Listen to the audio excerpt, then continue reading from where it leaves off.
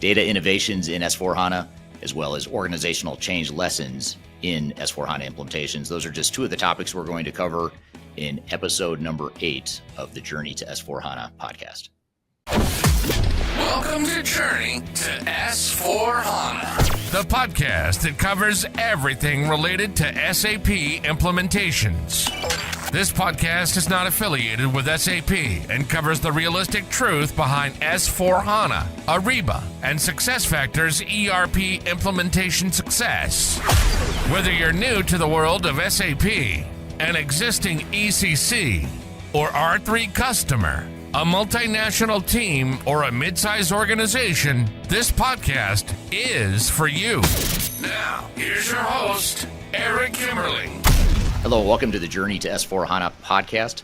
My name is Eric Kimmerling. I'm the CEO of Third Stage Consulting, and we're an independent and tech-agnostic consulting firm that helps clients throughout the world with their S4HANA implementations as well as other ERP implementations. This is Season 1, Episode 8 of Journey to S4HANA. You can find past episodes and upcoming episodes of this podcast at journeyto s4hana.com. This podcast is sponsored by Third Stage Consulting Group, which is the company I work for. We help clients with digital strategy, software selection, as well as implementation, not just of S4HANA, but other systems as well. And the show is sponsored by Major Tom Productions. You can learn more about sponsorship opportunities by checking out the contact information I've included in the links below. With me, as always, is our co-host, Darian Fiakuski. Darian, thanks for being here today. Yeah, thanks for having me. Excited for another episode. Me too. This should be a great episode. We're going to cover a few different topics today. We're going to get into some audience questions from social media to start the show, and then we're going to get into a newsworthy topic regarding data innovation in S4HANA. And then later in the show, we're going to have two guests. We're going to have Julia Joyce and Sarah Stanley-Smith from the Third Stage Consulting team. They're actually both based in Europe, one in the UK, one in Scotland. And they're going to be on the show joining us to talk about organizational change management lessons in S4HANA implementations. So if you're interested in the human side of S4HANA implementations, this is the episode you want to watch. And we'll have a great conversation with them later in the show. But before we bring Julia and Sarah onto the show, Darian, what kind of questions do you have from the audience, and what sort of newsworthy topics do you have in store for us? Yeah, so we have kind of a broader, more general question today that really could be applied to any software, but specifically we can relate it to S4HANA SAP here. Do we really need ERP when AI goes enterprise, and how is AI improving ERP software? Yeah, I actually released a video recently about how AI is improving ERP software and ERP implementations as well. But one of the things I'd say is that, yes, for the time being, I think you do need ERP or enterprise technology, I should say. It doesn't necessarily mean you need one single system like in S4HANA, but you could have multiple systems, and AI allows you to maybe navigate or mitigate some of the risks of having multiple systems. And the reason for that is, ERP was built for transactions. ERP was built to house data, to manage data, to have data flow throughout an end-to-end process, but it wasn't necessarily built to be the most user-friendly or easiest to use technology. And what AI does now is it creates a more positive, but potentially more positive user interface, and easier user interface that can help bridge together different systems, or even if you're just using S4HANA and you're not tying to any other systems, it just makes it easier potentially to find data within the system. So I think it's generally a positive thing.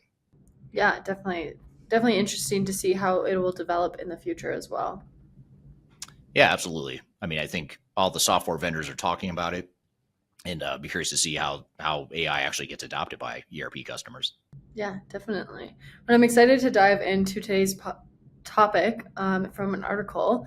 It is about SAP and the new data innovations in data sphere for SAP. So what this is really about is SAP SE announced new data innovations in SAP data sphere, enhancing enterprise planning with generative AI features for simplified data interaction and landscapes. They aim to empower customers with deeper insights, faster growth, and efficiency in making a data strategic asset.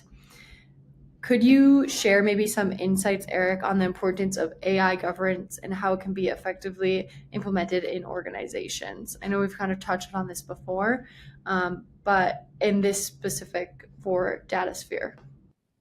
Yeah. I think, if you look at data management in general and AI, that sort of thing, and I know we talked about Jolie AI last week in last week's episode, which you can find at journey-to s4hana.com. Go back to episode 7. You'll find our discussion around Jolie AI within S4HANA. But in general, when you talk about data governance and AI governance, those are two really important topics that don't get a lot of airtime or attention.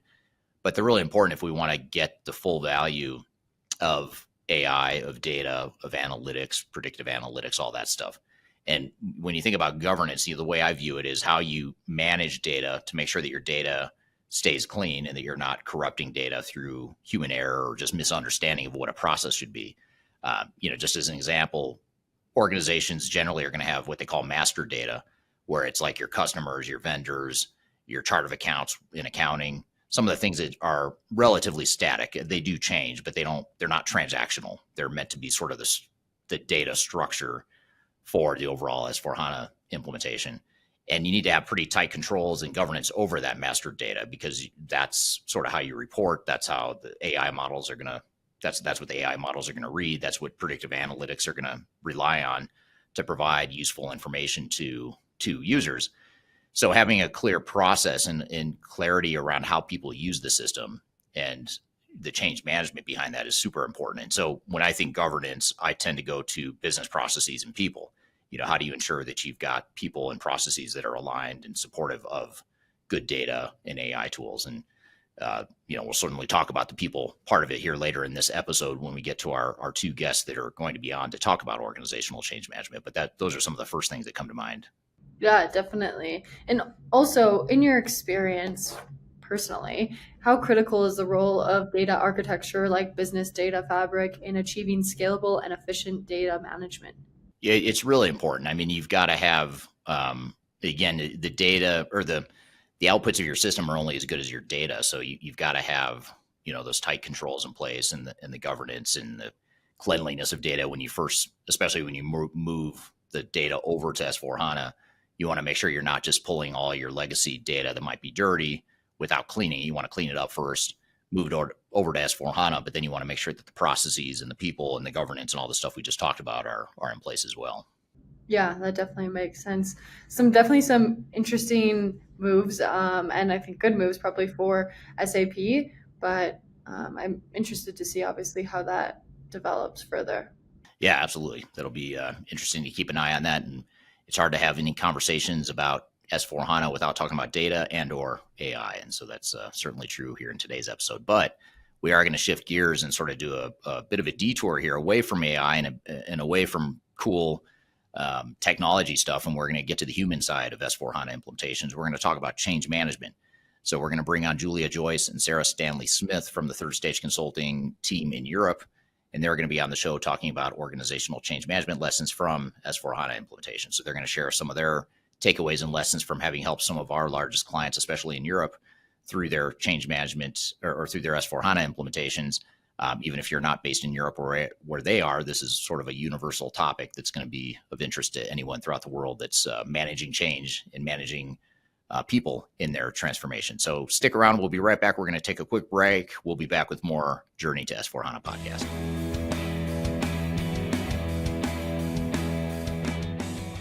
If you're going through an S4HANA implementation, you're looking for best practices and tips on how to make your project more successful, I encourage you to check out two resources that I made available to our listeners here on this podcast. First is our guide to a successful S4HANA implementation. It's a paper that I wrote based on all of our clients that have implemented S4HANA, some of the lessons we've learned, some of the best practices that we typically advise our clients to follow when going through their S4HANA implementation. So be sure to check that out. You can find that in the links below in this podcast. You can also scan the QR code right in front of you. The second thing you might want to check out is an online course that I've created. It's a course that's called the Deep Dive into SAP S4HANA Implementations. And in that 2.5-hour course, I get into all the basics of what SAP S4HANA is, what it takes to make the project more successful, how to manage change, how to handle the project planning, how to manage your system integrator, as well as some case studies from some of our clients and some of the lessons learned from some of our clients. So check out that training as well. So there's two things you can check out here, both in the links below. One is the guide to S4HANA implementations. The other is my S4HANA training course. So be sure to check it out. And our goal here is to help you be more successful in your transformation. So hope you found this information useful, and we'll continue on with the show. Are you looking for ways to promote your product or service to enterprise technology decision makers and influencers throughout the world, like the ones who listen to this podcast? Major Tom Productions creates media, events, and influencer marketing for B2B technology providers. Our productions are exciting, educational, disruptive, and effective. Most importantly, they create results. Our content is unlike any other in this industry, engaging, influential, and trusted by technology buyers and influencers throughout the world. Each month, our productions reach hundreds of thousands of targeted buyers and decision makers who trust and engage with our honest and tech-agnostic content. With long-tail viral results and engagement with our content, Major Tom Productions provides a way to reach your target market and create awareness, calls to action, and a connection with potential customers. So collaborate with us today. Learn how we can feature your product or service on podcasts such as Transformation Ground Control, Journey to S4HANA, and Journey to Dynamics 365.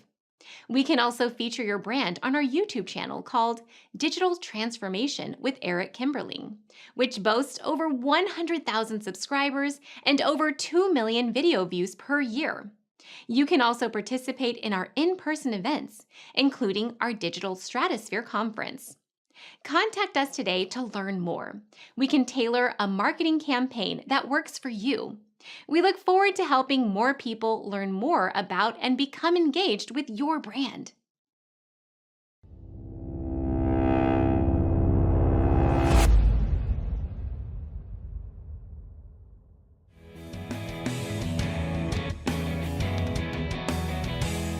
Hello, welcome back to the Journey to S4HANA podcast, Season 1, Episode 8. My name is Eric Kimberling here with Darian Fiakuski. This show is released every week. You can find new episodes at journeytosforhana.com. This is, as I mentioned, Season 1, Episode 8, and you can find past episodes of the show at Journey to S4HANA as well. The show is sponsored by Third Stage Consulting, which is an independent consulting firm that helps clients through their S4HANA implementations as well as other digital transformations, including the digital strategy and the implementation of S4HANA and other enterprise technologies.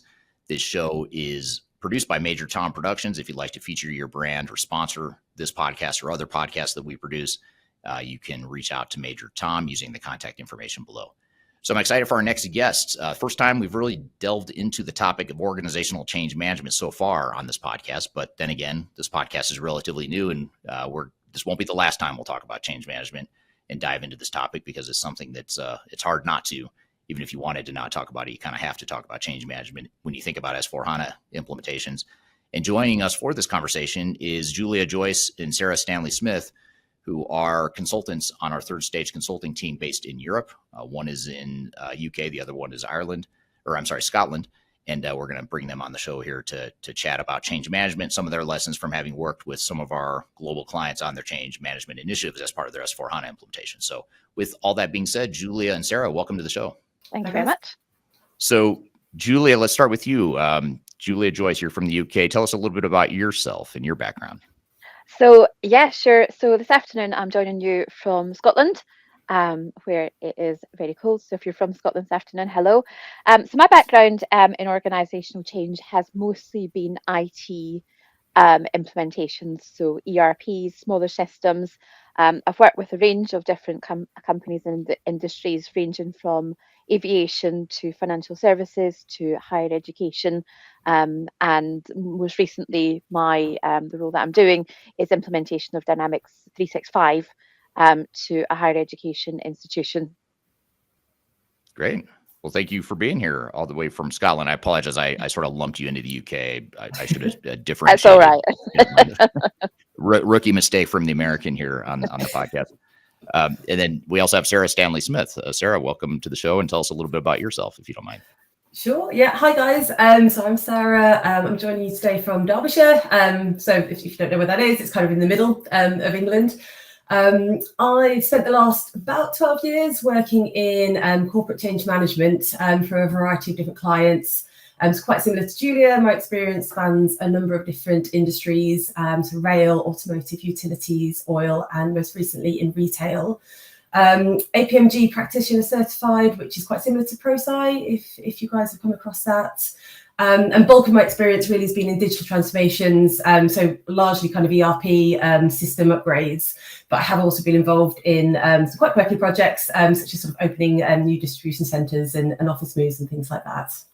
Great.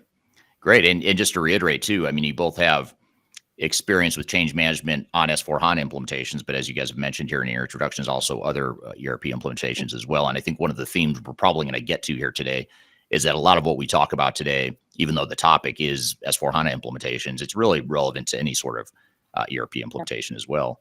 And maybe as a starting point, let's start with you, Sarah.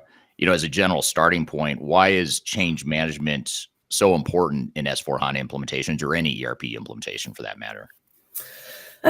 Yes, I mean, I kind of reiterating what you're saying, Eric, that change management is absolutely crucial kind of for any ERP or digital transformation. And I think really this is because essentially these projects, whilst they're technical in nature, they're all about people. So it's all about the end users and how the end users are using that system. So at the end of the day, it's kind of the end user that has to go on that transformation journey.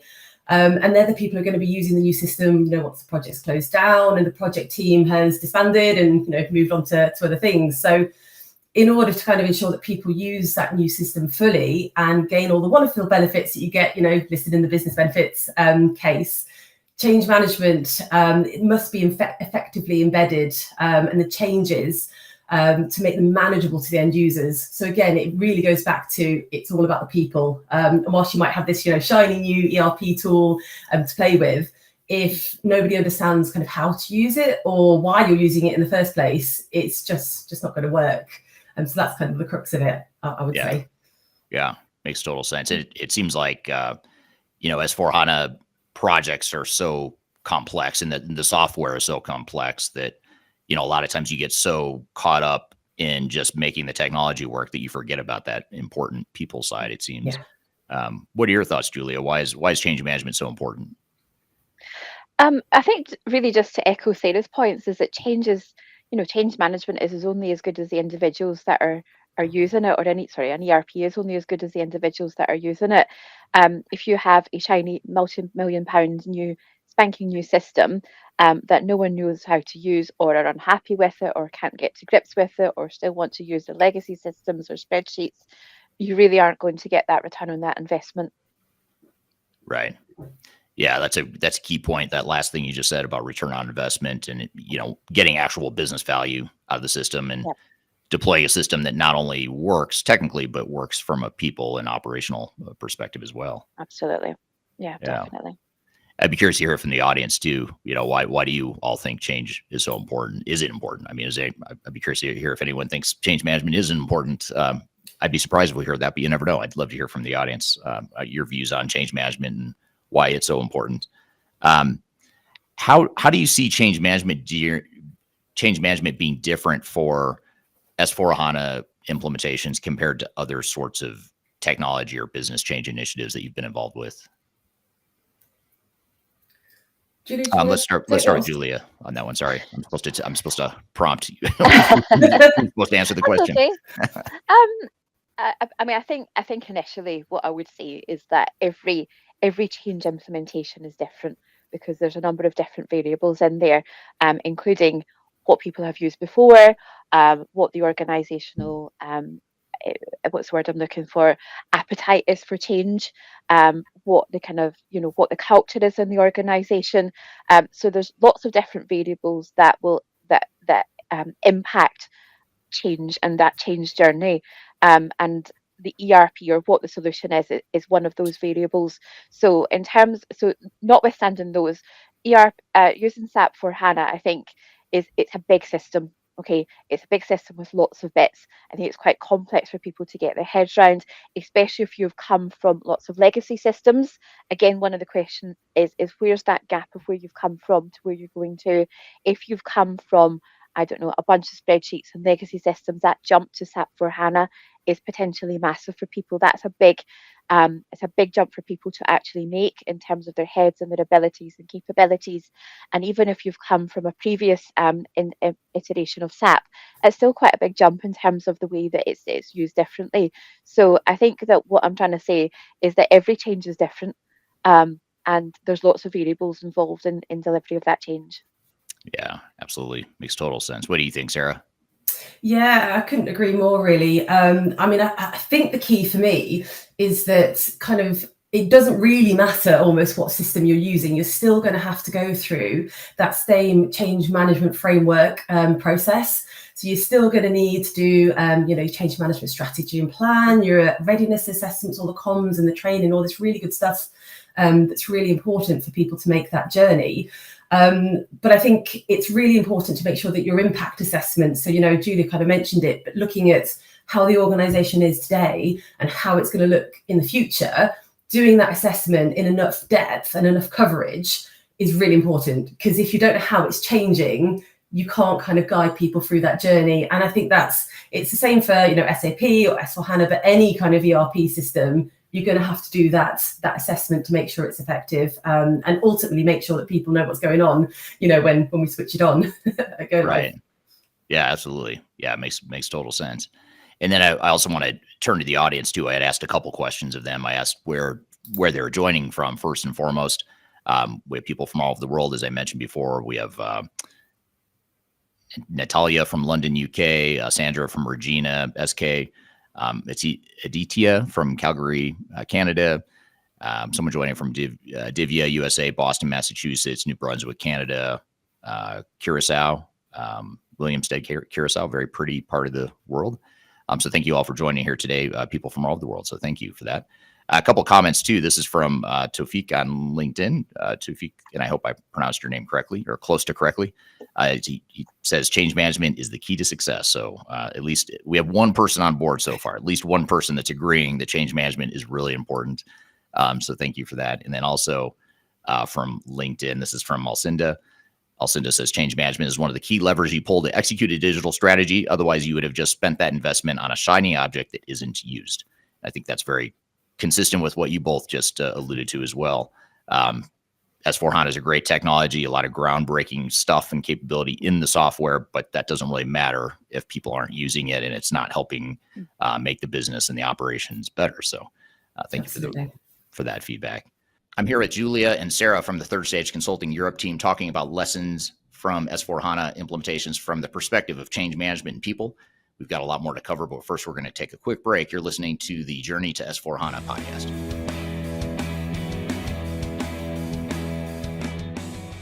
Hi, this is Eric Kimberly, and I'm the CEO of Third Stage Consulting Group. And I wanted to take a moment and tell you a little bit about Third Stage and what we do and how we help clients through their S4HANA implementations. First of all, Third Stage is technology agnostic, meaning that we're not affiliated with SAP. However, we do have quite a bit of experience helping clients through their S4HANA implementations. We help clients evaluate and do a fit gap analysis of S4HANA. We help them find the right system integrator. We help them negotiate their contracts with SAP and their system integrator. And then we also help with implementation planning and the implementation itself. So we help mobilize the right resources, make sure you've got a solid and realistic program to manage overall S4HANA implementation. And then we'll help with the program management, the change management, as well as process improvement. We also provide some technical services around data migration, as well as architecture and system integration as well. So those are just some of the things we can do to help you through your transformation. And if you're looking for more information about it, or if you'd like to learn more, feel free to reach out to me. I'm happy to just bounce around ideas or be an informal sounding board for you as you begin your transformation. You can reach me by contacting me via the contact information in the links below in the description field for this podcast. So look forward to chatting with you, and we'll see you soon. If you are aiming for transformation success, turn to Third Stage Consulting Group. Third Stage's independent and technology agnostic consulting team helps clients define their digital strategies, define their roadmaps, and manage their transformations. With offices in the US, Europe, and Australia, our team helps the world's most forward-thinking organisations through their transformation pitfalls and risks. If you are embarking on a digital transformation or business change initiative, contact Third Stage Consulting to see how we can help you reach the third stage of transformation success. Learn more about us and download independent reports, videos, and other best practices at thirdstageconsulting.com.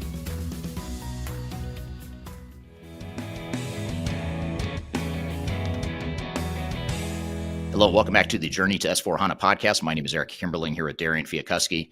You can find new episodes of this show at journeytosforhana.com, and you can also find the 7 previous episodes that you might have missed if you're new to the show. The 7 previous episodes you can find by going to Journey to S4HANA. This show is sponsored by Third Stage Consulting, an independent consulting firm that helps clients with their S4HANA and ERP implementations, and it is produced by Major Tom Productions. And you can learn more about sponsoring this podcast and other content we create by contacting Major Tom Productions via the contact information below. So I'm here in the midst of a conversation with Julia and Sarah from the Third Stage Consulting team talking about change management lessons from S4HANA implementations. Let's jump back into where we left off. One other comment here, a follow-up here from Tafik. He says, change management is the key to success. At the end, it's people within the organization that utilize the ERP system. If the change impact is not managed within the organization and the people, the implementation process could be jeopardized. So change impact being one of the key words here. I guess just sort of maybe a follow-up question or a building on Tafik's point there. How big are these impacts typically that you see, with whether it's S4HANA implementations or any sort of massive ERP implementation? How big are the impacts? Are they as big as we think? Are they bigger? Like, how would you explain or summarize how big those changes are? Let's start with you, Sarah. I mean, it really, really does depend on the organization and the people. There's so many variations to this. You can kind of open the Pandora's box, as it were, and look inside, and you've got all these really great people who are very sort of tech savvy, and perhaps the change isn't quite as big for those types of people. But I think Julia mentioned it earlier, you've got kind of colleagues that may have been using Excel for the last 20 years, instead of an ERP. And somebody who is in that scenario, that's going to be a much bigger impact to that sort of person than it might be for somebody else. So I think it really does vary. I think also there's kind of maybe a bit of a sort of a misconception that if people are already using SAP, going from SAP to S4HANA would be easy, right? But I think that's quite a risky assumption to make, just because it is quite a different tool, and it's less customizable, all these kind of things. So I think, again, you might go, oh yeah, they're already using SAP, isn't that brilliant? We'll switch it on and they'll be fine. But it's, even that can actually be a really, really big impact to quite a lot of people in the company. So just really important to make sure that impact assessment is done in that detail to uncover those things. Yeah. What are your thoughts, Julia? I'm just looking at the question raised by Natalia in terms of how do we structure that for an ERP.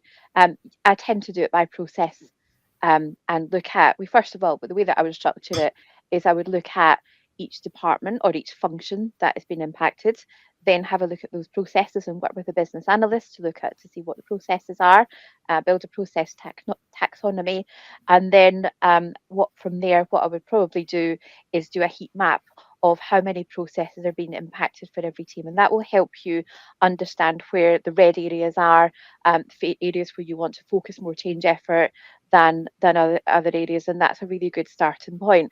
And then from there, there's obviously lots of different things that you can drill it down into, things like role mapping, other types of things as well. But for me, processes are at the core of that. So and leading with the process and looking at how the software is going to work with those processes, and then ultimately figuring out how's that different than the way you're doing things today. And I think so. The other thing that I wanted to say is the UI or the user interface. That's a really important thing to think about as well, because it's all very well moving to an ERP, but if you're moving to an ERP which is, let's say, fiddly to use, or its interface isn't as user friendly as you would expect, that's a challenge to change as well, is to get people to start thinking in that particular language or using that kind of skill set or expecting to see that.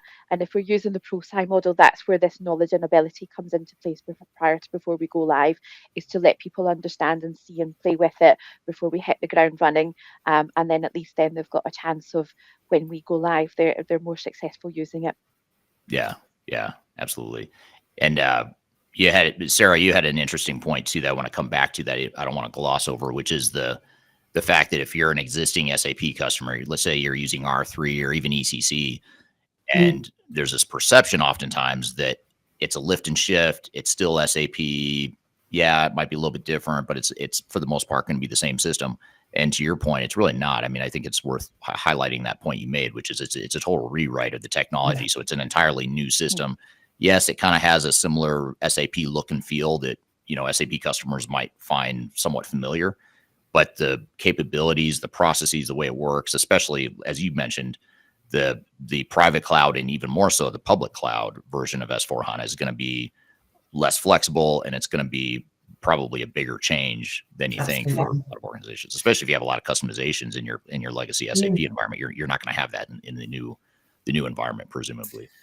I think that's actually a really big issue, because that kind of creates, I find, a lot of change resistance. So people who are used to the customization element and quite enjoy that aspect of it, to have that taken away, it's a very hard thing to then sell to people. They go, oh, where's my, whatever it is, I'm used to doing it this way. And all of a sudden, the change manager's coming in and saying, oh, yeah, we're taking all that lovely customization away from you. How do you feel about that? So it's quite difficult. And if that's not managed properly and given kind of the time and the engagement that is needed with the end users, it can become a really negative thing, and people go, I don't want this, and they kind of actively start to resist it, which is where you really, really don't want to be.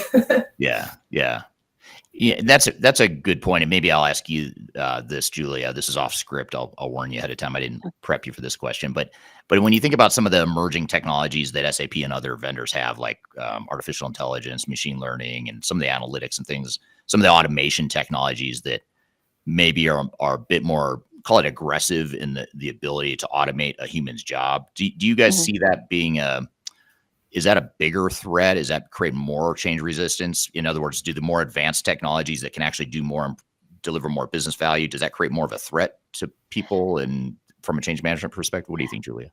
Funny enough, I'm starting off a digital transformation with the organisation that I'm working with at the moment. And part of that is about encompassing AI into that. And while I feel like, the organisation has done some research of that into the past. It's a university, so they've done some research into how students feel about AI. And the research that came out was that they feel that it's part threat and part opportunity as well. But I think the fear with people is that they don't understand how to use it properly. What would be, for a student, for example, to be or what is just using AI to do what it's meant to do. So I think there's a real mix of feeling that it's a threat and it can take over your job, but there's also a real feeling that with proper education about AI and ChatGPT and all of the other things, is that there is a feeling that it is potentially a good opportunity for an organisation to take a step change digitally, to move forward into that world. But again, it's about that messaging and management of that message, and not letting people just run with their own perceptions of what AI is. Right. Yeah. What do you think, Sarah?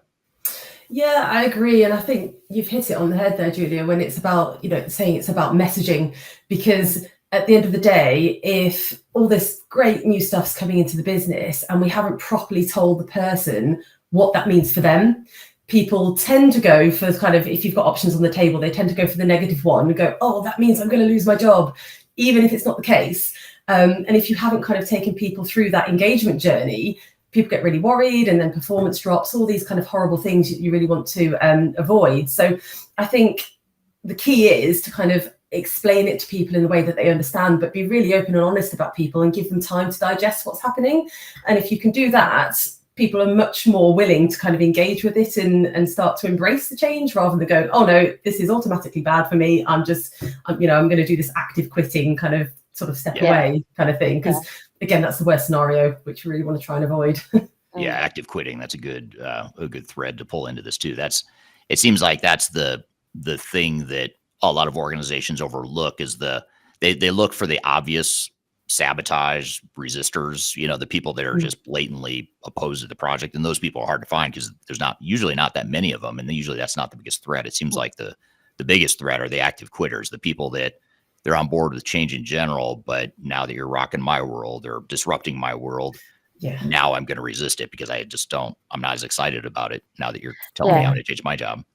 It's quite contagious as well, isn't it? Sorry, Julia, I was just going to say there's this kind of rolling effect. You sort of see one person who starts to maybe panic a little bit and then it spreads and it's like wildfire, and it's once that's happened, it's a really hard fire to put out, I find, whereas you could have probably prevented it in the first place by doing your change management effectively. Yeah. And I think there, just to touch on a question that I can see that someone's asked is about expectations management. And yes, you're absolutely right, is that it's about setting that clear vision at the end, what the organization is going to look like and what it's going to look like for an individual team department is really important so that they can buy into it.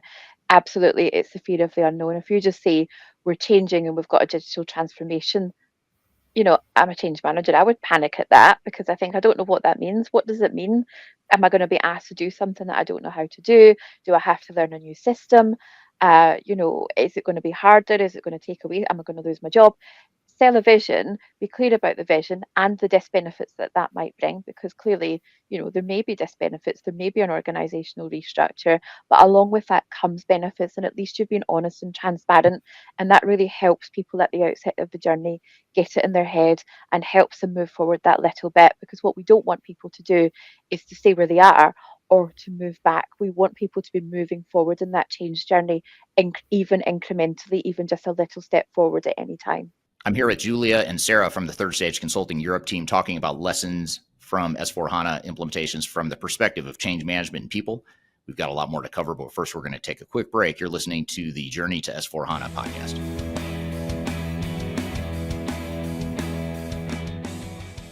People oftentimes ask me how I built such a strong social media following on YouTube and LinkedIn and Facebook and other outlets.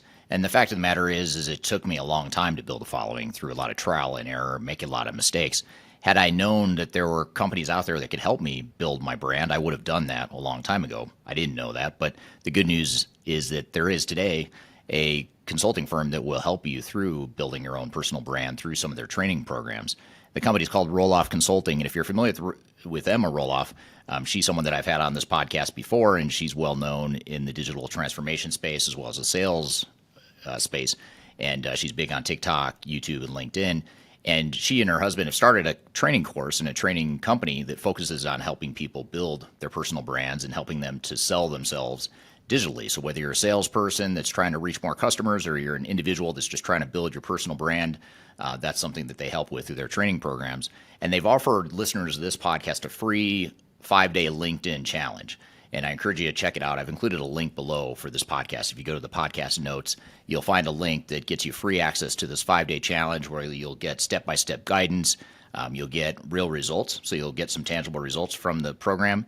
And you also get a special offer at the end of it. So it's exclusive to listeners of this podcast. Be sure to check out the link below if you want to work on building your personal brand, or if you're in sales and you're trying to reach more people, whatever the case may be, check it out. It's free to listeners of this podcast. You can check it out via the link below. If you are involved in any sort of digital transformation or business change initiative, you will want to download the 2021 Digital Transformation Report. With its comprehensive overview of business and technology trends and best practices, this report is a must-have guide for any transformation project or executive team. Download this free report by visiting Third Stage Consulting at thirdstage-consulting.com. You can also visit our website to learn more about us or download independent reports, videos, and other best practices. Again, visit thirdstage-consulting.com today to learn how you can take your transformation to the third stage of success.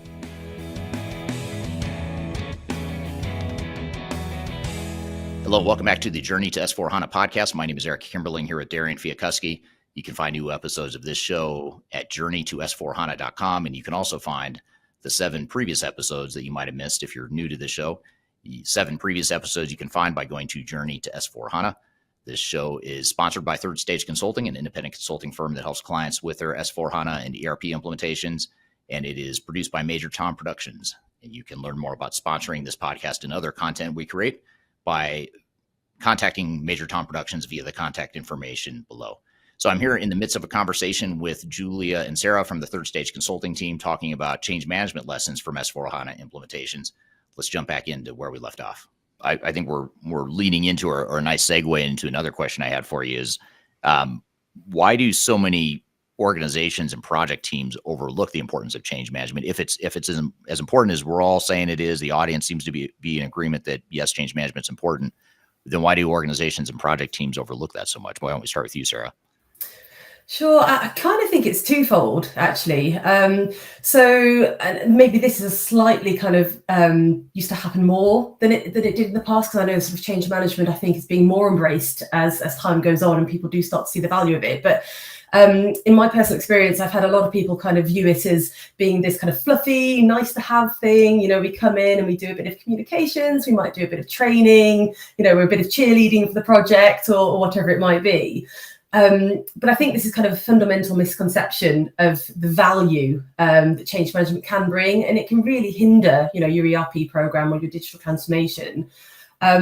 And I kind of think the main problem or the main issue around this is that people don't fully understand what change management is and what value it can bring. So in my mind, I think you could you should view it as being just as crucial to a project as project management, for example. So you wouldn't start one of these projects without a project manager. You shouldn't start one without a change manager either. So I think that's kind of the first thing.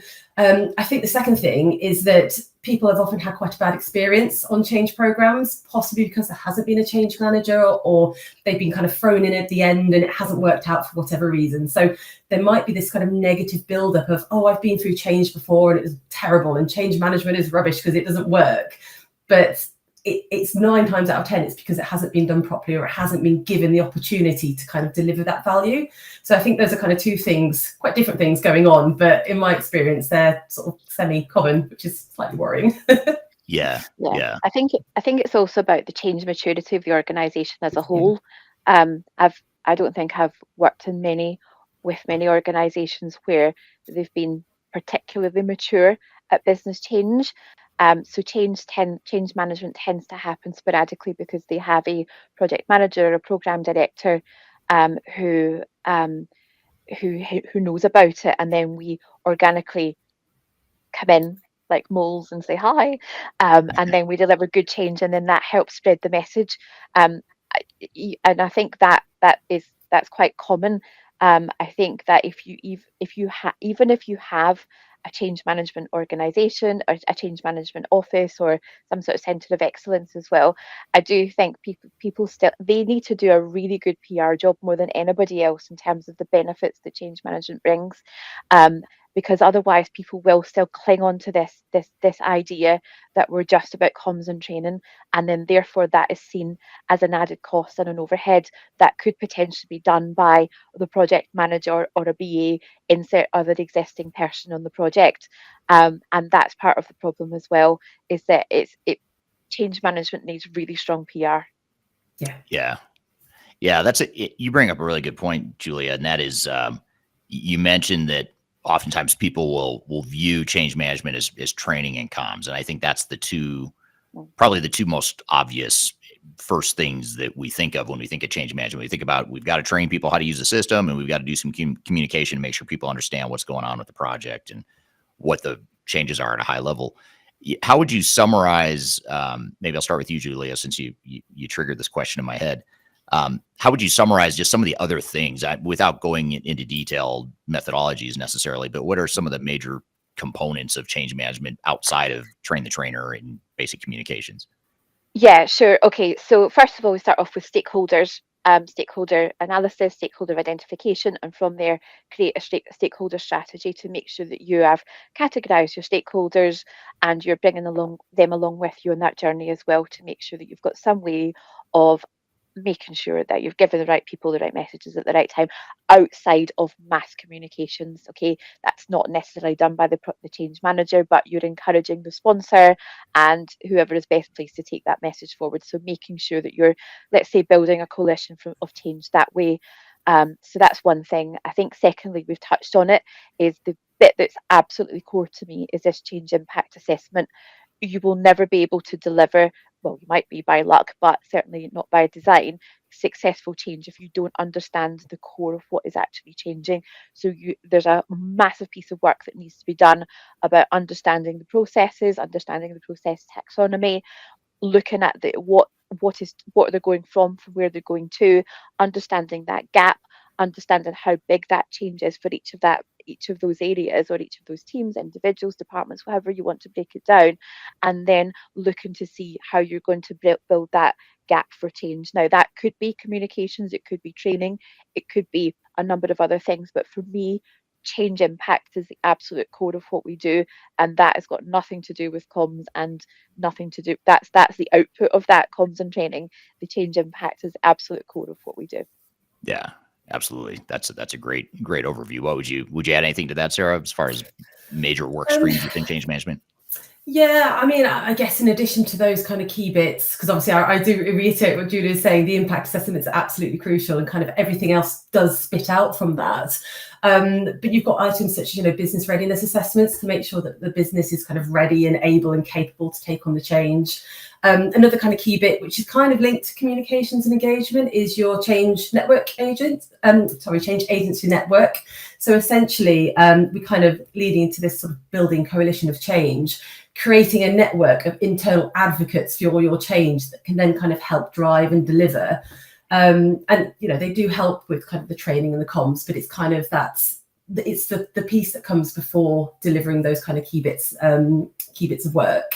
And then I kind of on top of that, and towards the end of the project, actually, we get involved heavily in kind of support models, hypercare, lessons learned, all this kind of really good stuff as well that kind of helps with adoption and embedment. So it's kind of an all-encompassing role, actually, which is probably why we're tired quite a lot of the time, because we end up doing a lot of stuff. But in my experience, if you're on kind of a large ERP program, you will have a change manager, but you also have a training manager and a comms manager.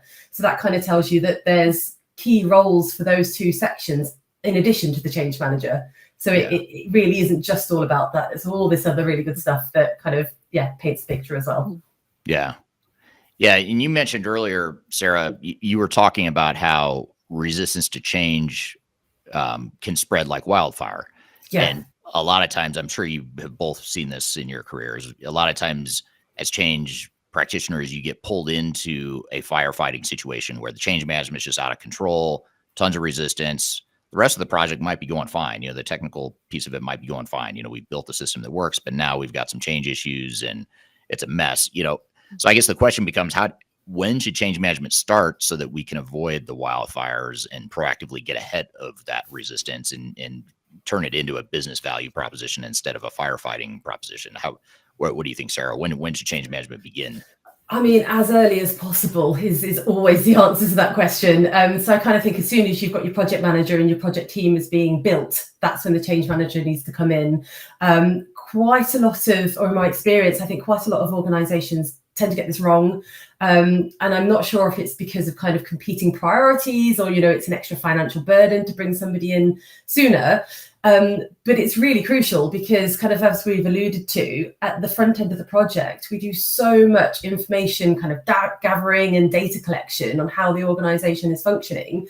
If we're brought in later, we're kind of playing catch up, and it's almost too late to kind of spend a good couple of months, whatever it is, kind of understanding the organization when you're trying to understand the future, if that makes sense. So I think, as soon as you've got your discovery phase going on and maybe the system implementator is coming on board to talk people through the new system and the benefits, that's where we should be starting, and be party to all of those technical meetings as well, just so that we've got kind of the ammunition and the material that we need to build those comms and engagement plans with the information that you get at that really early stage.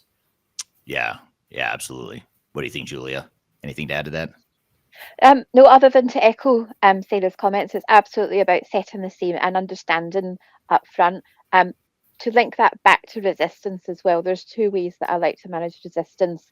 Is first of all anticipated resistance. What do you expect people to be doing, so that you can build a strategy to deal with that. As you progress through the change, you will find that resistance pops out of anywhere, and there's, you obviously have to manage that as you go along. But apart from anything else, being in at the beginning can help you understand the landscape. It can help you understand who the teams are. Talking to stakeholders can help you understand their thoughts and things. And as well, if you bring change in at the beginning, that helps ensure that your leadership is aligned. Okay, so what you don't want to do, or certainly what I don't want to do, is to go through the change and find out that your key stakeholders, your sponsor network, or whatever you want to call them, has a different idea of what's happening. Bringing change management in at the beginning can help safeguard against that, so that your stakeholders are all in agreement about what's going to happen, that resistance from them is negated, and therefore they become ambassadors for change, and they can help manage resistance within their own teams and functions and areas. Yeah, well said. Yeah, it's a good approach. Now, speaking of approaches and just sort of the way we tackle change management, SAP has their Activate methodology that many, if not most, organizations deploying S/4HANA will use. Does that Activate methodology give us what we need to deploy change management successfully? I'll take this one. I'm going to say no. Looking at the methodology itself, change management appears to be in the layer that says project management, and I don't think that there's enough detail to that as well. And I think that's very much limited to things like mass communications and train the trainer.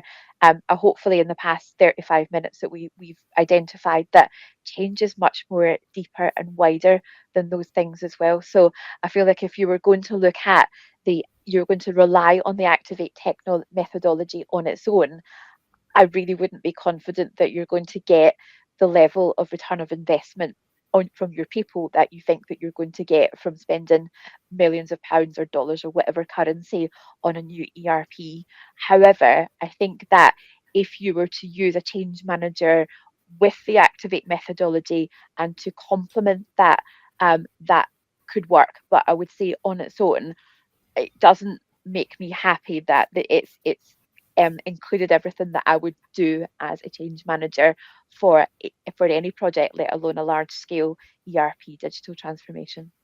Yeah. What are your thoughts, Sarah? Yeah, absolutely. I think if you're going to just use that as a methodology in its own without the change management aspect, the people element just won't fly unless you have a miracle. Right. I think. However, I do think the Activate methodology has some good bits to it in terms of the change management side of things. So, the stages that it goes through, so the discover, prepare, explore, etc. I think those are really good phases to be able to hang your change management plan off. I think there was a question actually, and I've lost it now, but it was kind of how do project managers, I think, work with, would you set up two separate work streams or would you manage together versus separately? So I think that's quite interesting here, because you've kind of got your project management work stream and your tech work stream that will use the Activate methodology, and your change management work stream will run in parallel to that. So for the discovery phase, for example, when users are getting familiar with the benefits of SAP, that's when we would come in and do some analysis in terms of, benefits realization, prep, and all that kind of good stuff. So I think, very long-winded answer to your question, I think it's kind of doing it in tandem, and you can't really have one without the other. I think they need to be done together to get a successful result. Absolutely. Yeah. I feel like that if you look at the Activate methodology on a page, there's a lot of weighting attached to other things like data integration and all of those things, and project management and change management is down the bottom. And I feel like they're all equally important as each other. You can have the best, data integration transformation if you want to, and the best data quality, but without project management and that discipline and change management discipline, do you know what I mean? I feel like it's suggesting that something is more important than another, and actually, I would disagree with that. Yeah, it almost, when I look at the Activate methodology, and it's not just Activate, by the way, it's the methodologies of other ERP vendors as well. But when you look at some of these methodologies like Activate, I feel like it's the technologist view of how a software should be deployed, and then they realize, wait, we do need to add some change management here. So let's pepper in a couple, training. Let's do some train the trainer. Let's do some basic communications, just so we can say we covered it. But I think what we're saying here is there's a lot more to it than kind of your basic technology driven change management focus. Yeah. I'm here with Julia and Sarah from the Third Stage Consulting Europe team, talking about lessons from S4HANA implementations from the perspective of change management and people. We've got a lot more to cover, but first we're going to take a quick break. You're listening to the Journey to S4HANA podcast.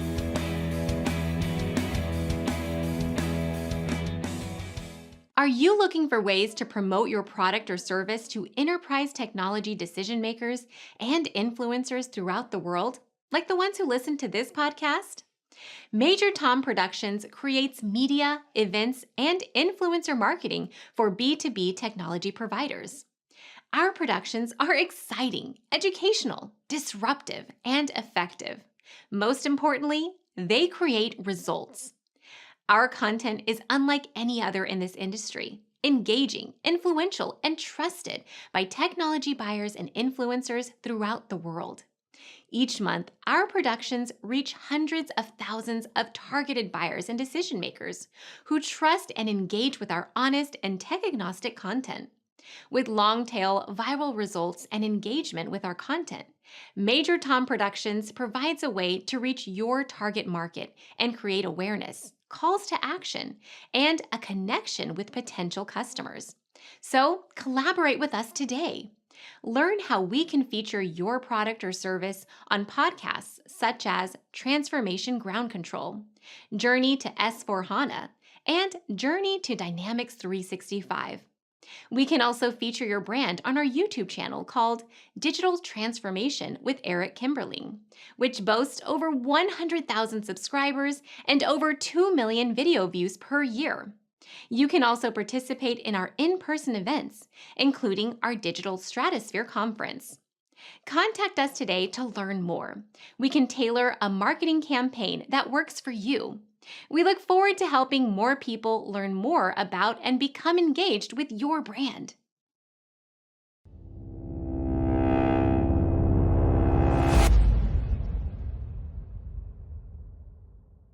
The last thing you want to have happen is for your digital transformation to end up in court.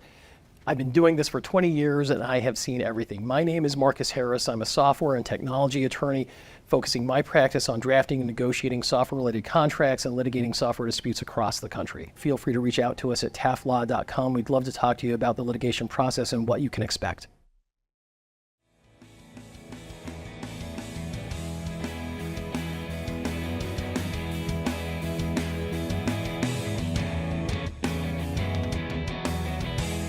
Hello, welcome back to the Journey to S4HANA podcast. My name is Eric Kimberling here with Darian Fiakuski. You can find new episodes of this show at journeytosforhana.com, and you can also find the 7 previous episodes that you might have missed if you're new to the show. The 7 previous episodes you can find by going to Journey to S4HANA. This show is sponsored by Third Stage Consulting, an independent consulting firm that helps clients with their S4HANA and ERP implementations, and it is produced by Major Tom Productions. And you can learn more about sponsoring this podcast and other content we create by contacting Major Tom Productions via the contact information below. So I'm here in the midst of a conversation with Julia and Sarah from the Third Stage Consulting team talking about change management lessons from S4HANA implementations. Let's jump back into where we left off.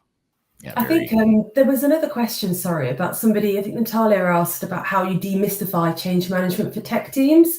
I think that's quite pertinent here as well, because I think this is all kind of hinging on the technology and the system, but not having kind of that, what's the word I want, kind of a roadmap and a strategy for change management in its own right. So in terms of demystifying, again, it's another good reason to bring us in early, because we can spend some time with the tech teams basically saying, hi, this is what we do. Yeah. Here's how we can help you. This is what value we can bring, and kind of get that really good professional relationship working up front. And then everybody kind of understands each other.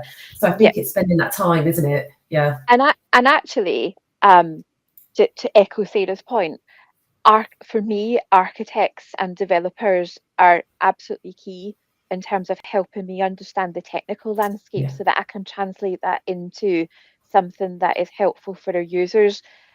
it's very difficult to get information from somebody that doesn't understand what you do, because they feel like, why should I? Or they're taking my homework.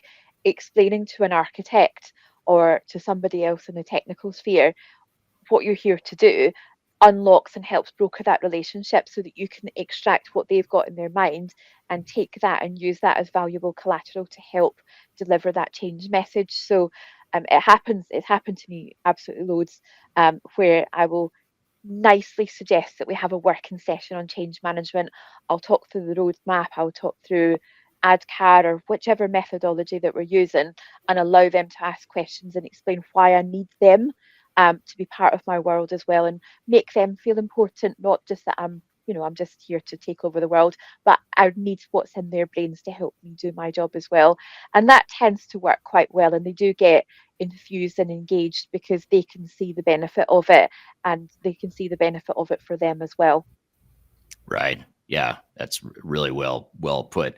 And one other thing I wanted to maybe add on to what you're both saying about, whether or not, going back to the point about whether or not the Activate methodology covers enough of what we need with change management, is you have to look at what SAP as a company is doing with the migrations of their customers too. They have the 2027 deadline to get legacy customers off of VCC and R3.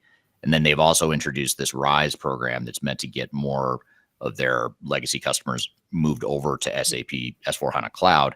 So SAP's focus as a company really is on getting as many of their customers shifted over to S/4HANA as quickly as possible within a pretty narrow window.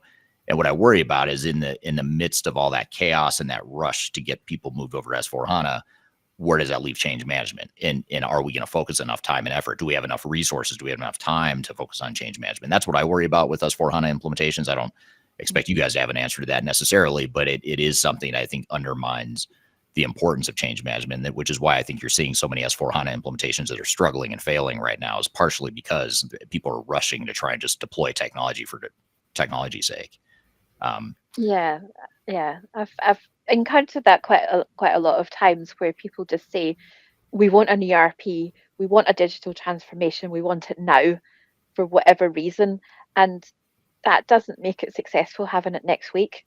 Right. Well thought out, well managed change journeys involving and bringing your people together are what guarantees success. It's one thing to say to a board or to report as a sponsor, yes, I've delivered an X shiny new system, but the real success metric isn't when you go live. The real success metric is that reinforcement. What are people doing a year later? How well has it been used in anger? How well people have adopted to that? What's your attrition rate with staff? How do people feel about it?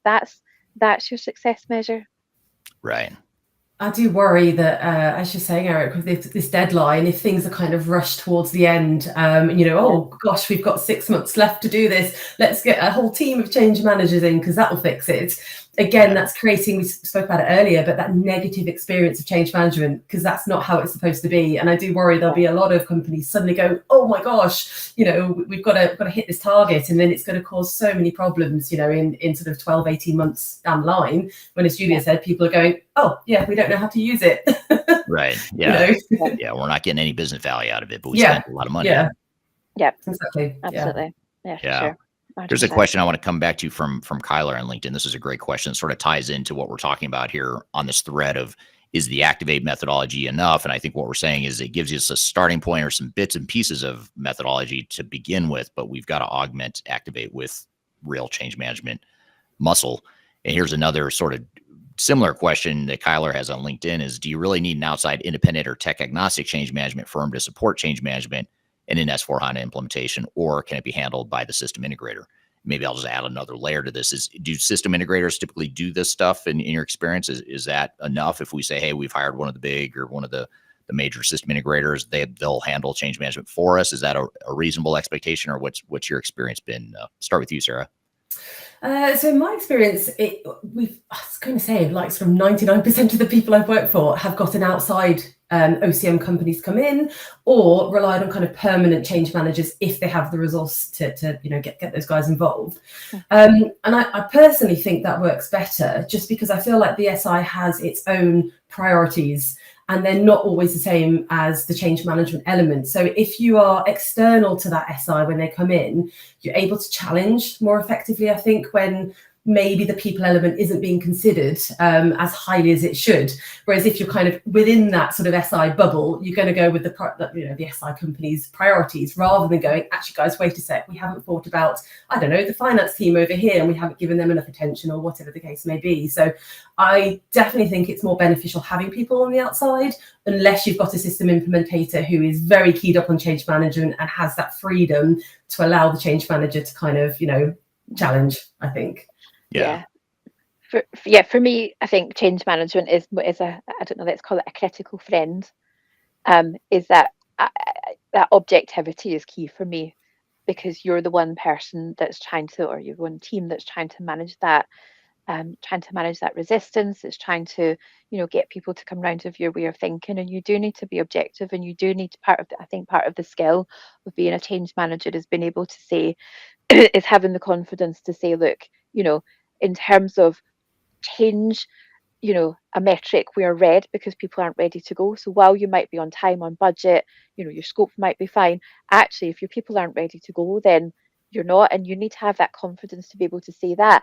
And sometimes as a change manager, you don't, as I'm segueing slightly, but sometimes as one person, a lone voice, is that you don't always have that backup to tell you that. So being a change manager and being that objective person, it's about getting relationships with your sponsor and making sure your sponsor understands and listens the importance of it, so they can give that message as well. And being objective is really what I'm trying to say. Yeah.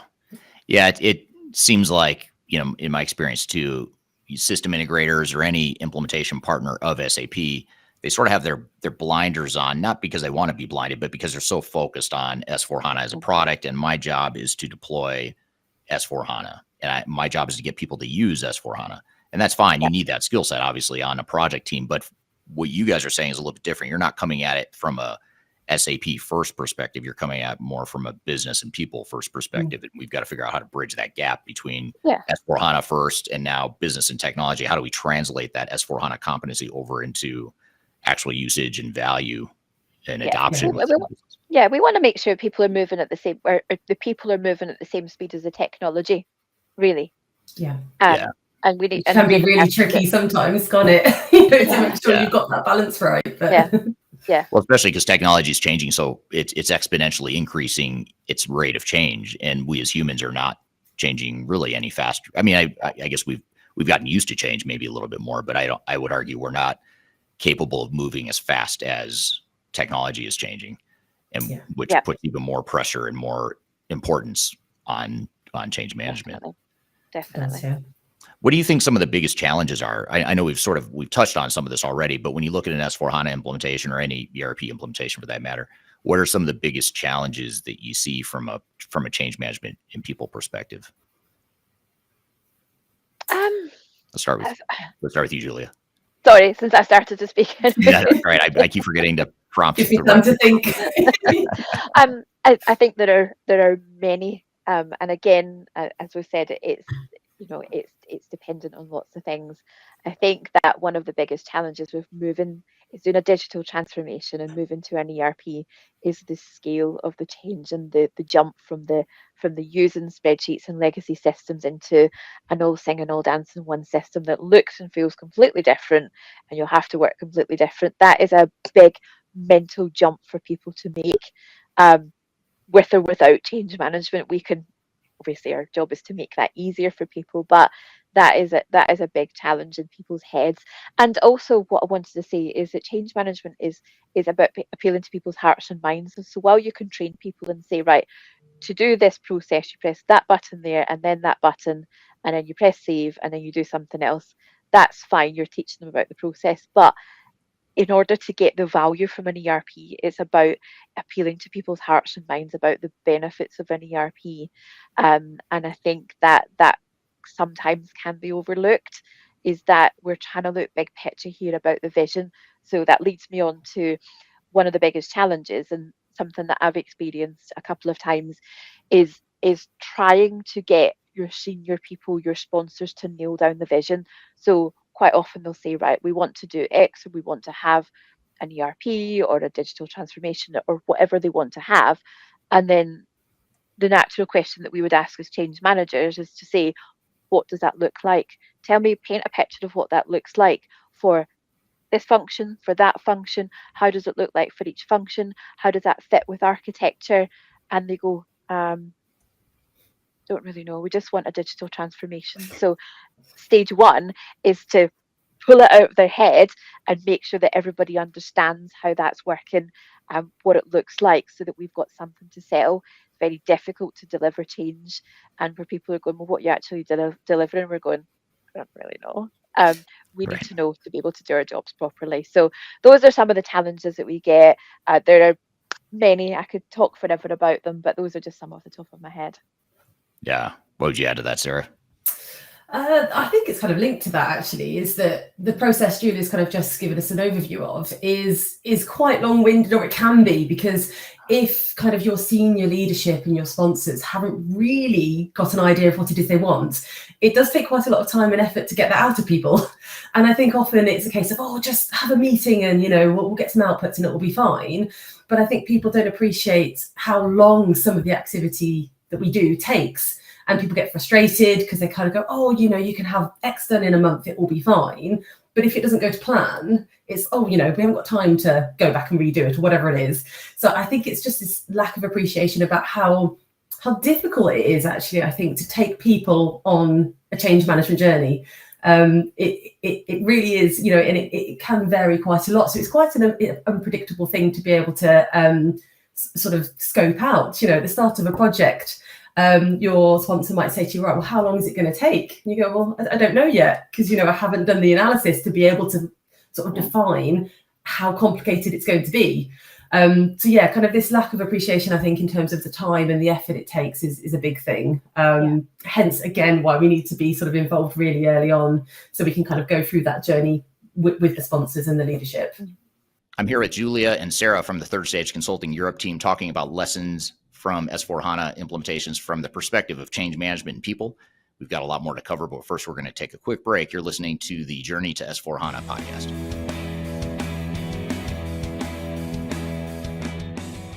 Hi, this is Eric Kimberly, and I'm the CEO of Third Stage Consulting Group. And I wanted to take a moment and tell you a little bit about Third Stage and what we do and how we help clients through their S4HANA implementations. First of all, Third Stage is technology agnostic, meaning that we're not affiliated with SAP. However, we do have quite a bit of experience helping clients through their S4HANA implementations. We help clients evaluate and do a fit gap analysis of S4HANA. We help them find the right system integrator. We help them negotiate their contracts with SAP and their system integrator. And then we also help with implementation planning and the implementation itself. So we help mobilize the right resources, make sure you've got a solid and realistic program to manage overall S4HANA implementation. And then we'll help with the program management, the change management, as well as process improvement. We also provide some technical services around data migration, as well as architecture and system integration as well. So those are just some of the things we can do to help you through your transformation. And if you're looking for more information about it, or if you'd like to learn more, feel free to reach out to me. I'm happy to just bounce around ideas or be an informal sounding board for you as you begin your transformation. You can reach me by contacting me via the contact information in the links below in the description field for this podcast. So look forward to chatting with you, and we'll see you soon. If you are aiming for transformation success, turn to Third Stage Consulting Group. Third Stage's independent and technology agnostic consulting team helps clients define their digital strategies, define their roadmaps, and manage their transformations. With offices in the US, Europe, and Australia, our team helps the world's most forward-thinking organizations through their transformation pitfalls and risks. If you are embarking on a digital transformation or business change initiative, contact Third Stage Consulting to see how we can help you reach the third stage of transformation success. Learn more about us and download independent reports, videos, and other best practices at thirdstageconsulting.com.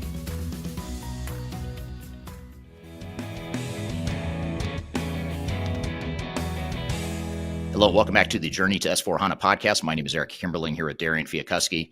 You can find new episodes of this show at journeytosforhana.com, and you can also find the 7 previous episodes that you might have missed if you're new to the show. The 7 previous episodes you can find by going to Journey to S4HANA. This show is sponsored by Third Stage Consulting, an independent consulting firm that helps clients with their S4HANA and ERP implementations. and it is produced by Major Tom Productions. And you can learn more about sponsoring this podcast and other content we create by contacting Major Tom Productions via the contact information below. So I'm here in the midst of a conversation with Julia and Sarah from the Third Stage Consulting team talking about change management lessons from S4HANA implementations. Let's jump back into where we left off. You look at how many project teams and organizations put together their S4HANA implementation plan based on a proposal from an SI that's based on a technical implementation. And then you look at the magnitude of change, and obviously the magnitude of change could be anywhere from a lot of change to a real lot of change, or somewhere in between. And that's ultimately going to determine how quickly you can deploy S4HANA or any technology. But yet so many organizations don't start change management until later. So it's like, how can you really know how long a project's going to take and how much you're going to spend and how much chaos it's going to cause within your organization, unless you've done some sort of organizational assessment up front as part of your planning process? And that, I don't know is that a common challenge you guys see, or how have you navigated that in the past? I think it's more common than it really should be, isn't it?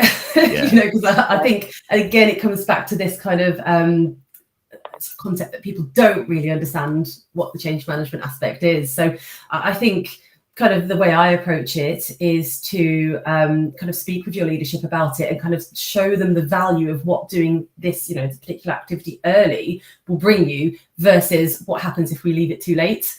And sort of really high level, but depicting those scenarios, I think is quite powerful in going, this is why we need to do it now. If we don't, these are the things that are going to, likely to happen. Yeah. Here's Alcinda's bringing the heat here with a lot of really good questions, which I like. So Alcinda on LinkedIn asked a really good question, sort of related to this all, which is, who should own change management during a digital transformation process? Is it the human capital function, the business itself, or someone else? Who owns change management within an organization, or who should it be? I think there's a number of different models that you can use. I've worked in organizations where the change managers have belonged to the business. Where I'm working now, they work within the IT function. So it partially depends on the business and how that works. I find that when you're part of the business, there's a risk that you can be on the side of the business and you're not truly independent. What I would advocate for is a model that is where it allows you to be objective and challenge appropriately. And I don't know. I mean, it depends on it depends on how much. For example, human capital is involved in the change. Again, I think the key questions that I would ask are: does it allow you, the change manager, to be objective? Does it allow them to freely answer and ask questions that might be difficult? Or are they reined in and curtailed by the politics of their department? That's where it starts to get a little bit sticky. So I would advocate something that is objective, independent, however that looks in the organization. I don't know, because every organization is different, but that's where I would feel more comfortable. But I would also add to that as well, is that a change management model where you have a close-ish working relationship with the sponsor is absolutely key. If you are 3 steps removed from the sponsor and you can't speak to them because it has to be the project manager and they have to broker that conversation, that's going to dilute down the messages that you've got, because they may not want to deliver that message and you're reliant on them to deliver the message that you want to do and get the answer that you need. So it depends, but anything that allows you to have an open and honest relationship with your sponsor is a good one for me. Yeah, pretty good. What would you add to that, Sarah? I think I'd just add that change management can never be isolated or insular. So because the nature of the change, especially with ERPs, tend to be company-wide, I think it doesn't necessarily matter where you're sat. Obviously, you need to have buy-in from that particular department. But say, for example, your change management, your line is sat in the IT department. I think it's really important that you have sponsors or leaders in other departments within the company that are bought in, so that when you're trying to deliver something that maybe isn't kind of in the IT swim lane, you've got an advocate in the other business areas to support you with that. Because otherwise what happens is you try to deliver something or achieve something in a different swim lane, and nobody gets it. Nobody gets why you're doing it. And then the IT might get a bit annoyed that you're stepping out of the swim lane. So you kind of need to have this, as Julia said, this model that's kind of spread out across the organization. And it links to something I mentioned earlier about your sort of change agent network, this sort of, coalition of change. It has to be people kind of the bottom rung, but also at that leadership level. So, somebody to have your back and have your agenda front of mind when you're going into these different kind of scenarios. That's really important. Yeah. It's you have to think about you talked earlier about change impact and some of the readiness activities that need to happen. I mean, you have to figure out who's going to do this stuff and who's most qualified to do it, and how can you organize it in a way that's integrated and part of the team. Do you see that? I'm curious to hear your perspectives on this, and maybe we can start with you, Sarah, since you brought it up. But do you see it more often than not that the change team, there's a tendency to want to have a separate change team, separate work stream that's off in a silo doing its own thing? Or have you seen pretty good intuition or success from organizations that want to integrate change management into the program? I think it's so varied. I can think of examples that I've experienced from both sides. I think sometimes the danger is if you've got a change team and say you've got a change director of change who isn't a change manager at heart, is in maybe they're more of a program director, that can kind of derail that change ethos almost. And I think then you tend to kind of go into a siloed work stream where everybody's kind of, heads down, not really talking to anybody else. But I think if you've got a leader of said change team that's really proactive in kind of brokering those relationships on behalf of the change team, that's where it really works. Somebody at the top advocating for that, getting you a seat at the table at these meetings you need to be at. Otherwise, the danger is, you just kind of stick in your swim lane, go around in circles, and then you put your head up 18 months later and don't know what's going on around you, which is a terrible place to be. Right. Yeah, you've got mass chaos on your hands, and the wildfires have spread, as you said earlier. Yeah. Yeah. What about you, Julia? Anything you'd add to that? No, I think, to be honest, I think Sarah's covered everything that I wanted to say there, really. Yeah, that's a good response. I guess just to let me get one more comment here too before I move on to my next question. This is from Shanice on LinkedIn. Says, completely agree with Sarah. Change agents are vital to delivering successful change.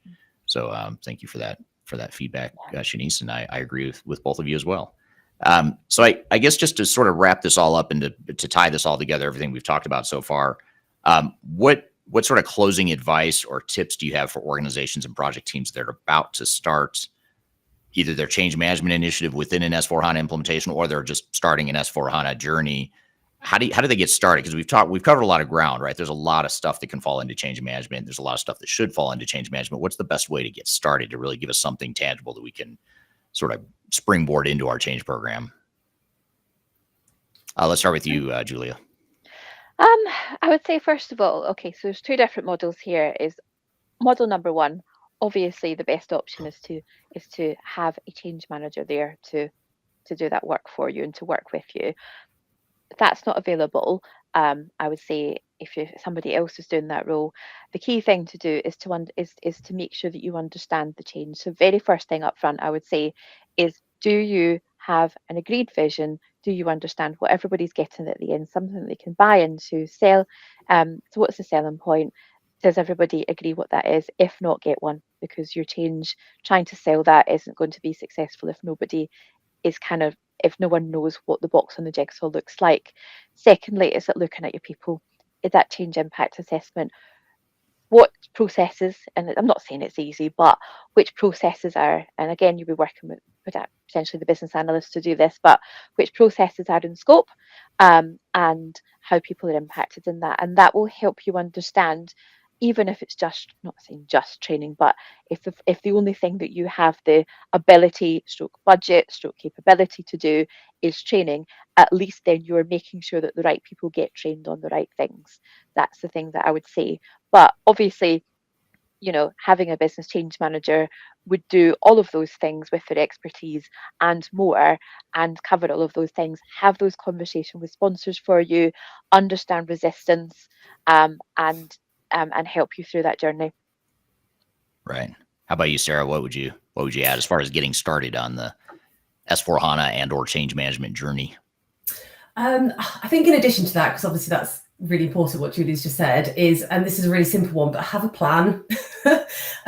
So it goes for, if you've got a change team or a change manager, or maybe somebody else who's trying to do the change management journey for you because, resources, etc. Having a good, robust plan that you stick to. Obviously, things do change.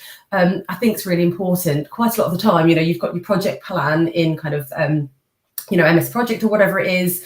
It looks great, but change management sometimes just a tiny little swim lane in that.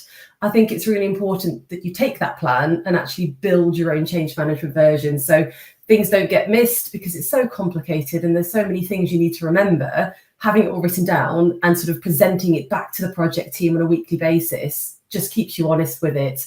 And it gives people the chance to go, oh, maybe we've missed something, or have you thought about that? And kind of opens those conversations up. So yeah, really early on, get a plan together, and monitor it throughout. Don't just go, right, plan, done, tick, and never revisit it. It's kind of one of these live documents that you have to have throughout. Yeah. Makes total sense. And I think along those lines too, one thing we've seen work, and I know the three of us have worked together, third stage on this too, is just doing that organizational readiness assessment up front to sort of a precursor to the change impact assessment that you talked about, that you both have talked about throughout this conversation. Change impact is once you get into the specific and more detailed process changes that are going to affect people. And that's typically, a bit down the path of implementation. But even before you start the implementation, doing an organizational readiness assessment to say, this is the culture, this is where the pockets of resistance are likely to be, and sort of trying to anticipate how big this change is going to be and how the organization is going to respond to it, so you can put together that plan that you guys talk about. That's something you can do right away, is organizational assessment leading to the overall plan and strategy that you're going to deploy as part of your implementation. Yeah, I think that also helps you with risks as well, because therefore you can point out what the risks are. If there's a program raid or a project raid, those feed into that, and at least then that will help them get fed up to board level or to sponsor level, and they appear as they might have been missed off otherwise. But yes, that's absolutely important, absolutely essential. And I'll add one more follow-up bonus question here. So what about, I'm an executive here, I'm an executive sponsor, I'm listening to this conversation, and I think, this all sounds great. Change management, I can see why it's important to most organizations, but our team is really excited about this change. I mean, we just picked S4HANA, we're just getting started on the project, and I'm looking around and everyone's pretty excited. So I don't think change is going to be a problem for us, but I get it, why it's important for everyone else. So what would you say to that executive that has that mindset, which we often see? I think I'd say that it's very easy to be excited at the start of the project, but as time goes on and sort of, things come up that are unexpected, that might cause a bit more chaos than you anticipated, or people get change fatigue, all this kind of stuff. If you haven't got that kind of experienced change management person to help guide you through those situations, I think that excitement can quite quickly turn into resentment. And you kind of get these people who are getting really frustrated and go, oh, I'm done with this. So I think, yes, it's really good if your organization is very excited, but you've got to keep that momentum up. And in order to do that, I think you need a good change management strategy in place. Absolutely. It's the expertise to be guided through that change by somebody that is an expert in that particular capability. Yeah, absolutely. Very well said. And I agree with you both, and appreciate having you both here today. This is a great conversation. How can people can reach you? I assume on LinkedIn. Is that a good place? Is that the best place to connect with you both? Absolutely. Yeah. Yes, absolutely. So search Julia Joyce in Scotland and Sarah Stanley-Smith. Yeah, in the UK. You'll find them both there. So be sure to follow them. Thank you, Julia and Sarah. A great conversation, and change management is such an important aspect of S4HANA implementations or any sort of digital transformation. So those are some really sound lessons and advice for those people going through S4HANA implementations. In fact, there's so many good points that were covered in that discussion. We're going to debrief and build on some of those points here in just a moment. But first, we're going to take a quick break. We'll be right back with more Journey to S4HANA podcast.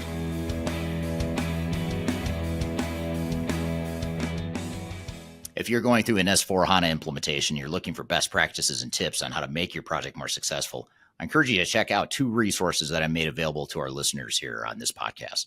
First is our guide to a successful S4HANA implementation. It's a paper that I wrote based on all of our clients that have implemented S4HANA, some of the lessons we've learned, some of the best practices that we typically advise our clients to follow when going through their S4HANA implementation. So be sure to check that out. You can find that in the links below in this podcast. You can also scan the QR code right in front of you. The second thing you might want to check out is an online course that I've created. It's a course that's called the Deep Dive into SAP S/4HANA Implementations. And in that 2.5-hour course, I get into all the basics of what SAP S/4HANA is, what it takes to make the project more successful, how to manage change, how to handle the project planning, how to manage your system integrator, as well as some case studies from some of our clients and some of the lessons learned from some of our clients. So check out that training as well. So there's two things you could check out here, both in the links below. One is the guide to S/4HANA implementations. The other is my S/4HANA training course. So be sure to check it out. And our goal here is to help you be more successful in your transformation. So hope you found this information useful, and we'll continue on with the show. Are you looking for ways to promote your product or service to enterprise technology decision makers and influencers throughout the world, like the ones who listen to this podcast? Major Tom Productions creates media, events, and influencer marketing for B2B technology providers. Our productions are exciting, educational, disruptive, and effective. Most importantly, they create results. Our content is unlike any other in this industry, engaging, influential, and trusted by technology buyers and influencers throughout the world. Each month, our productions reach hundreds of thousands of targeted buyers and decision makers who trust and engage with our honest and tech-agnostic content. With long-tail viral results and engagement with our content, Major Tom Productions provides a way to reach your target market and create awareness, calls to action, and a connection with potential customers. So collaborate with us today. Learn how we can feature your product or service on podcasts such as Transformation Ground Control, Journey to S/4HANA, and Journey to Dynamics 365. We can also feature your brand on our YouTube channel called Digital Transformation with Eric Kimberling, which boasts over 100,000 subscribers and over 2 million video views per year. You can also participate in our in-person events, including our Digital Stratosphere Conference. Contact us today to learn more. We can tailor a marketing campaign that works for you. We look forward to helping more people learn more about and become engaged with your brand.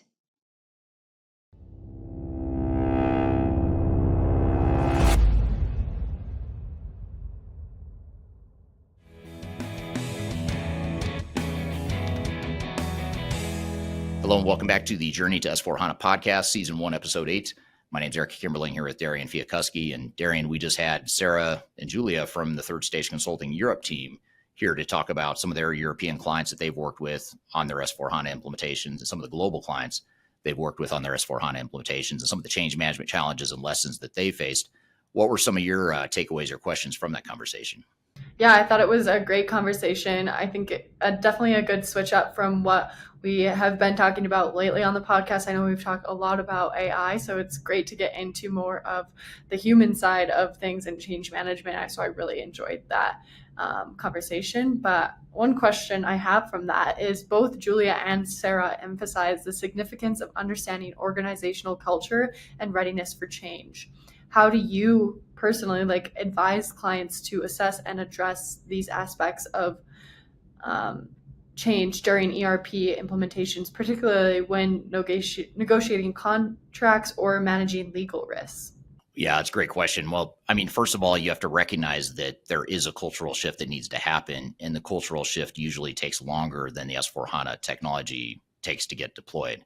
So when you come into a project and a system integrator or SAP tells you that they can implement in X amount of time that might take this long, you have to recognize that that's just to implement technology. When you add in all the other stuff that needs to happen, including the cultural change, that's usually going to elongate the project. And when you elongate the project as a result of the fact that you need to do all this other stuff that's not related to technology, it's not like those costs just now get spread out over a longer period. The costs that you're paying your system integrator and paying for the software, it adds up month by month. So you're paying at that same run rate. Now you're extending that run rate for longer. And so that's how projects get into trouble and why so many S/4HANA implementations go over budget. So what you have to do is make sure that you have a realistic plan to begin with, that you take your proposal from your technical implementer or from SAP or whoever's your system integrator that's going to do the technical implementation. you take that proposal as a starting point, and then you add to it. You add all the other stuff that needs to happen. I know we also talked about, Julia and Sarah, the Activate methodology and some of the things that are missing from SAP's implementation methodology. And there's a lot of change management stuff that needs to happen to enable that cultural shift that is not included in that methodology. So you really have to create a more cohesive, integrated methodology that considers the SAP methodology as well as business transformation types of tools and approaches and strategies and methodologies.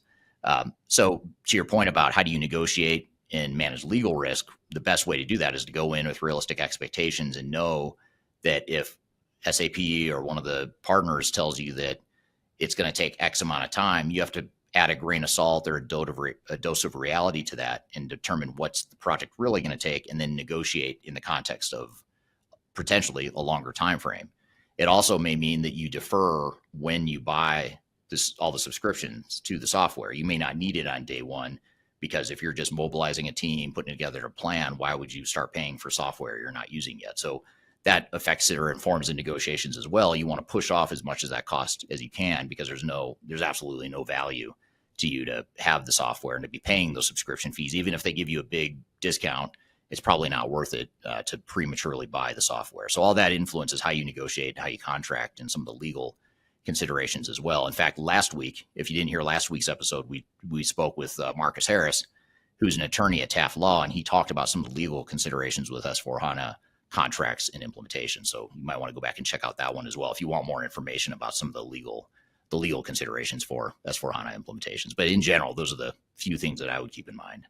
Yeah, definitely. I was actually just going to say that too, Eric, that last week we had some great conversations about the legal side of it. So that was a great segue to this next question as well. Is throughout the discussion with Julia and Sarah, the importance of effective communication and training and change management were emphasized. What are some ways that companies do this? Like, how do they get their company ready for change? What are some specific ways, I guess you could say? Yeah, it's a great question. In fact, we had a guest on our sister podcast, which is called Transformation Ground Control. If you go to transformationgroundcontrol.com, you can find that podcast. But on that podcast, we had a guest back in March of 2024 named Friska Wiria, and she was on and she talked about the Future Fit organization, which is the name of a book that she just published. And she was on that podcast more from a general digital transformation perspective, not just focused on S4HANA. But in that podcast, her as a guest, she talked a lot about how to build a culture of change, an adaptable culture, and an adaptable, more nimble, more agile organization. But in general, the way you have to do it is, first of all, paint the picture of why it is we're changing, why we need to be more flexible, what flexibility and nimbleness means to us as an organization, and how S4HANA and our technology stack that we're deploying is going to help us get there. And so it's important to paint that vision of how and why, and certainly the vision of how the operating model is going to look going forward. So I think the first thing is for people to understand the purpose behind the project and understand how it ties to overall goals and objectives, but more importantly, tie it down to me individually. What does it mean for me? What's in it for me? And how am I going to contribute? And how am I going to fit into this new culture that we're trying to create as an organization? Yeah, absolutely. A lot of great things that we could learn from this conversation, or that I took away personally from this conversation. So lots of learning today. Yeah, it's good stuff. And there's always, more we could have talked about with those two, and we'll, I'm sure, undoubtedly have them back on the show, perhaps next season on this podcast. But thanks to Julia and Sarah for being here, because it was a great conversation. And thank you too, Darian, for another great episode. Thank you to the audience for the great questions. Again, if you want to find more episodes of the show, you can go to journeytosforhana.com. All the past episodes, as well as upcoming episodes, are housed at that website on all the different platforms. So be sure to check it out there. You can also subscribe to the podcast wherever you listen or watch by going to journeytosforhana.com. And stick around, because next week we are going to feature Wayne Holtham on the show. And he's from Third Stage Consulting in Australia and Asia Pacific. And he's going to be on the show talking about S4HANA implementation failures.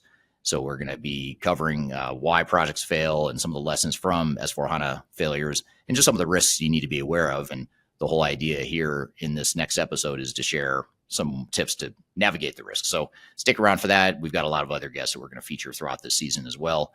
We'll have another case study from another client. We'll talk about how to choose the best system integrator. We'll talk about implementation planning as well. So we've got a lot of Really important topics still yet to cover in this first season of Journey to S4HANA. The show is sponsored by Third Stage Consulting, an independent tech-agnostic consulting firm that helps clients through digital transformations. You can learn more about us at thirdstage-consulting.com. You can also access all of our S4HANA resources and white papers and digital transformation white papers at that website, thirdstage-consulting.com. And the show is produced by Major Tom Productions. If you'd like to sponsor and feature your brand in this podcast, feel free to contact Major Tom via the contact information below. So hope you all enjoyed this episode. We'll look forward to seeing you next week on the Journey to S4HANA podcast. We'll see you soon. Take care.